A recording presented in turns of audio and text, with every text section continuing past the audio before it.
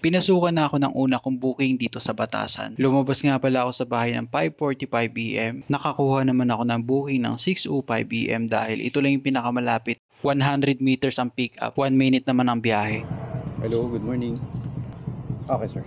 Sige po. Dito na ako ngayon sa pick up location. Sir, pangalan niyo po? Raymond.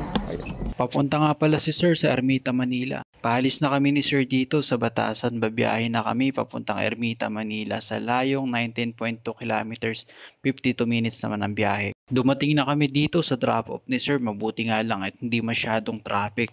Pagkababa nga ni Sir, binayaran niya na ako. Ang pamasahe ni Sir, 272. Pagkatapos ng 7 minutes, pinasukan na ako ulit ng booking. Ito yung pinakamalapit. 1.1 kilometers ang pick up, 5 minutes naman ang biyahe. Kaya agad ako tumawag kay Sir na papunta na ako sa pick up location. Hello, sir. Dito na po ako. Sa may park banda. Sir, pangalan niyo po? Rico kayo. Tama ba? Sir.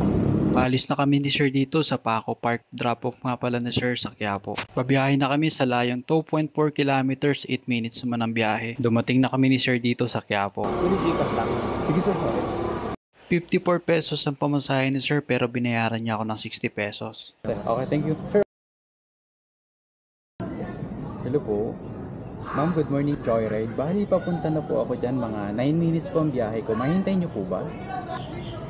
Pagka-drop ko nga ng pangalawa kong booking dito sa Quiapo, pinasukan ako agad ng booking papunta naman ng Las Piñas. Ang pick up naman sa Santa Cruz, Maynila, 2.1 kilometers ang pick up, 9 minutes naman ang biyahe. Dito na ako sa pick up location dito sa Santa Cruz, Maynila. Pangalan niyo? Pangalan niyo po? Ayun, papunta Las Piñas. Dito na ako sa pick up location ng pangatlo kong booking. Paalis na kami ni Ma'am dito sa Rizal Avenue, Santa Cruz, Maynila. Babiyahe na kami papuntang Las Piñas sa layong 21.4 kilometers, 55 minutes naman ang biyahe. Dumating na kami dito sa drop-off ni Ma'am dito sa Las Piñas. 305 ang pamasahe ni Ma'am pero binayaran niya ako ng 320. Pagkatapos ko nga may drop yung pangatlo kong booking, nagpahinga muna ako dito sa Las Piñas. Habang nagpapahinga ako, pinasukan ako ulit ng booking papunta naman ng Intramuros. 680 meters lang ang pick up, 2 minutes naman ang biyahe. Kaya agad akong tumawag kay Sir na papunta na ako sa pick up location. Dito na ako ngayon sa pick up location ng pang-apat kong booking. Papunta nga pala si Sir sa Intramuros. Sir, Andy po. Paalis na kami ni Sir dito sa Las Piñas. Babiyahe na kami papuntang Intramuros sa layong 18.9 kilometers.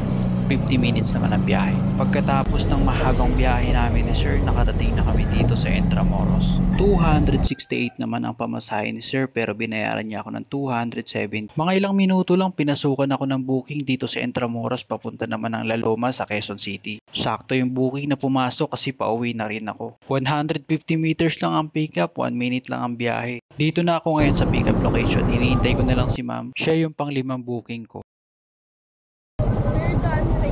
Yes, ma'am. Pangalan niyo, ma'am?